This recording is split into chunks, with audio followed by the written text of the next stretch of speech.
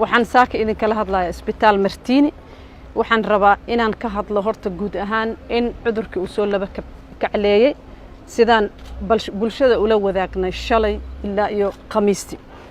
cudurku waa soo laba kacleeyay waxa waaye isbitaal Martiini dad badan ay imaado oo magaaladan Muqdisho cudurka uu ku haleelay waxaan rabaa inaan idin la wadaago marka waxyaalo badan oo baraha bulshada lagu soo qoray oo aanan run ahayn waxa ka run ah xogta rasmiga ah waxa idin soo jeedinaysa galab walba wasaaradda caafimaadka oo la wadaagayso warbaahinta si joogto ah galab walba بعد العصر شلي 5 مغرب إلا يساك الصبح صلاة لحدة أرورنمو اسبتالك وحو قابل لح يطبن بوكان هل قف وحال جيي ICU ده سقال قف وبوكان جيف لح قف مدرين ولا لتليي وحانا نقول إليه قريه هذا si ay isu karantiilaan dadka iska dhowraan talooyin la siiyay iyo dabagal tirada dhimashada marka shalay maqribkii 5 galabnimo ilaa iyo saakay 6 aroornimo tirada qof ee dhimatay waa 5 qof ilaahay oo naxariisto sabir iimaan reerahoodii Allah ka siiyo hal qof wuxuu hore ugu jiray ICU da afarta kale qofna waxay ahaayeen dad bukaan jiif ah oo jiifay isbitaalka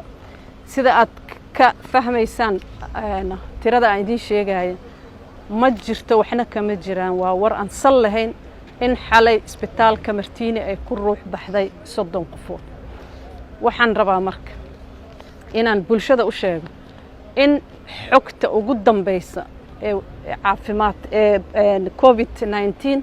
mar walba aad ka sugtaan aad weydiisaan wasaaradda caafimaadka ee aan la dhageysanin waxyaalaha beenta u badan ee baraha bulshada lagu soo qoro dadka sameynaayo warka aanan saxda ahayn bulshada dib ayay u keeni karaan wax faa'iido ah oo ku jirto ma jirto in dadka la sii cabsi geliyo waxaad dareemaysaan oo mar walba ku celcelinaa wacyigelinta in qofka markii uu xanuunsado ama calaamadihii uu dareemo inuu soo raadsado rug caafimaad isbaaritaan lagula tariyo kadib uu daawo raadsado siday xaaladaha kale yihiin dadka in la cabsi geliyo waa khalad qofka in laga sii dheereeyo dad badan oo waxa jira cudurkii haaya oo aan isbitaalada tagin dadkaas ihsaan uma sameynayaan dadka beenta faafinaya argagax ay khalkhal ku riday balse waa ka sii fogeynayaan qofka inuu isbitaal raadsado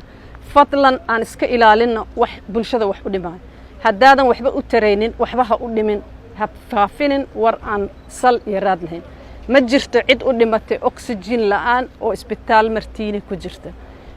oxygenka waa yimaada meelo badan oo ka kala yimaada marmar ciriiri waa galaa laakiin cid u dhimatay ma jirto marka waxaan ka codsanaynaa dadka walaalaha Soomaaliyeed in ay dhageystaan xogtana ay ka helaan sidii caadada ahaydna aan toos idin la wadaagi doona iyo baraheena bulshada wasaaradda